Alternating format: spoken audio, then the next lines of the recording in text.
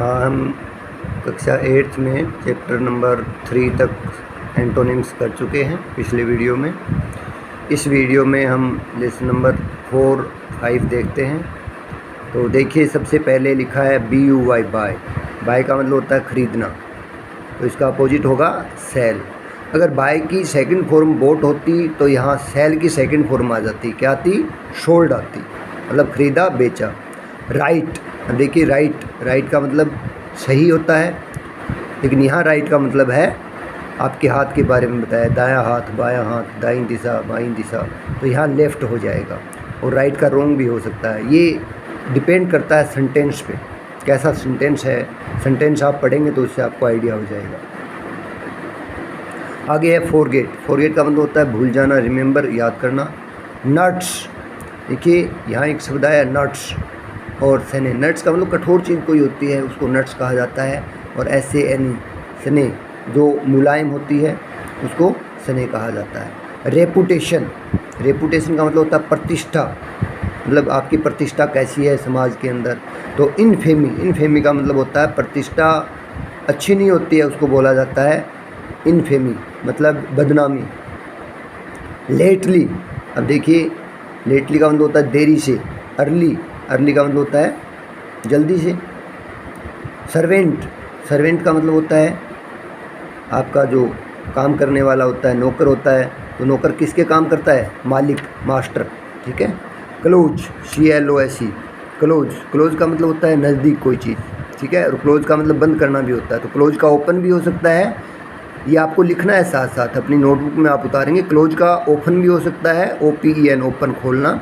और यहाँ क्लोज का क्या हो जाएगा? फार हो जाएगा, दूर हो जाएगा। लाउडली, तेज़ी से। तो क्वाइटली, शांतिपूर्वक, ठीक है। क्वाइटली का मतलब होता है शांतिपूर्वक। रोंग का राइट हो जाएगा। साइलेंस का मतलब होता है शांति, जैसे कमरे में शांति हो, कोई आवाज़ नहीं आ रही हो।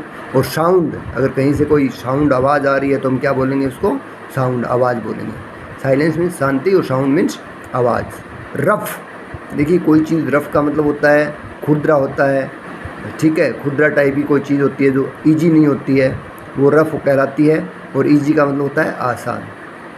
होपफुली, देखिए होपफुल होता तो होपलेस होता। होप होता तो होप का क्या होता? डिस्पेयर हो जाता। लेकिन यहाँ होपफुली है तो आपको भी उसी जो वर्ड है उसके अकॉर्डिंग ही आपको इसका आंसर देना है। तो होपफुली का हो जाएगा होपलेसली, ठीक है, आशापूर्वक, निराशापूर्वक। और उसके बाद चलिए लाफ्ड का मतलब होता है हंसा, लाफ। तो वीप, वैसे लाफ होता तो लाफ का क्या हो जाता?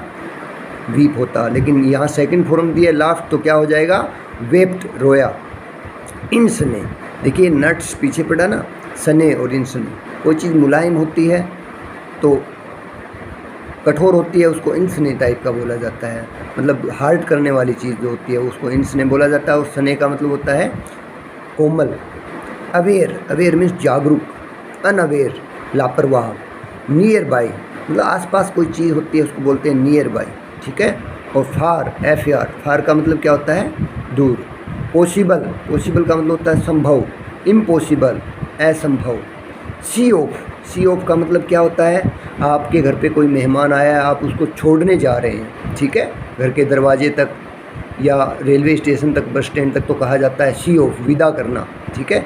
और रिसीव का मतलब होता है आगवानी करना, समझ गए। कोई आ रहा है बस स्टैंड पे तो आप कहते हैं उसको रिसीव करने जा रहा हूँ, ठीक है।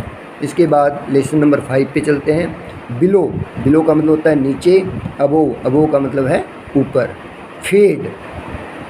फेड का मतलब होता है, देखिए वैसे तो पीला पड़ना होता है, लेकिन यहाँ फेड का मतलब क्या हो जाएगा? मतलब मुश्किल से निर्वाह करना होता है, उसको फेड कहा जाता है। सर्वाइव, जिंदा रहना, ठीक है। फेड का मतलब पीला पड़ जाना, मृत्यु के नज़दीक पहुँचना। और सर्वाइव का मतलब होता है जीवित रहना, जिंदा रखना अपने आप को। एटर्नल का मतलब क्या होता है?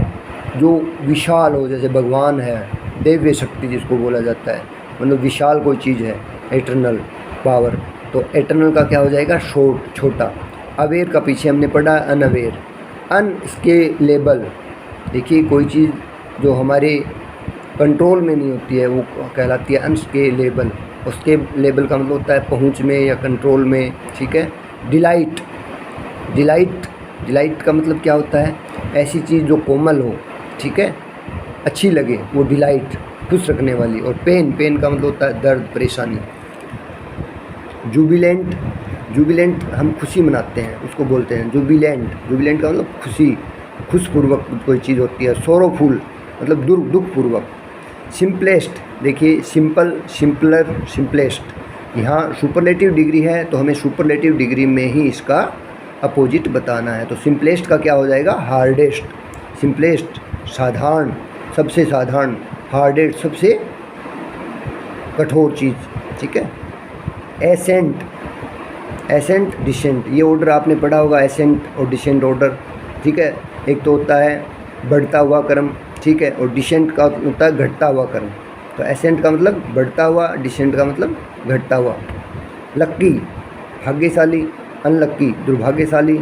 रिजोल्यूटली, देखिए रिजोल्यूटली का मतलब क्या होता है कि कोई चीज़ जो धोखेपूर्ण होती है उसको बोलते हैं रिजोल्यूटली। और इनडिसिसिवली मतलब जिसमें धोखा मिलने की संभावना कम हो, ऐसी बात को कहा जाता है इनडिसिसिवली।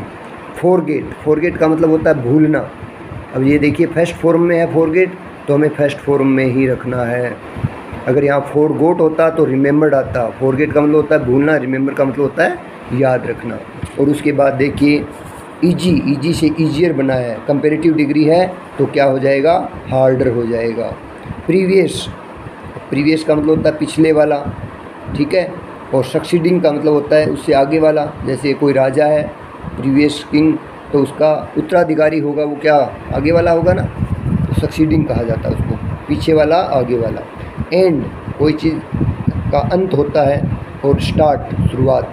एंड का मतलब होता है अंत और स्टार्ट का मतलब शुरुआत। और वास्ट, वास्ट का मतलब होता है कोई विशाल बड़ी चीज़, ठीक है। टीनी, टीनी का मतलब छोटा।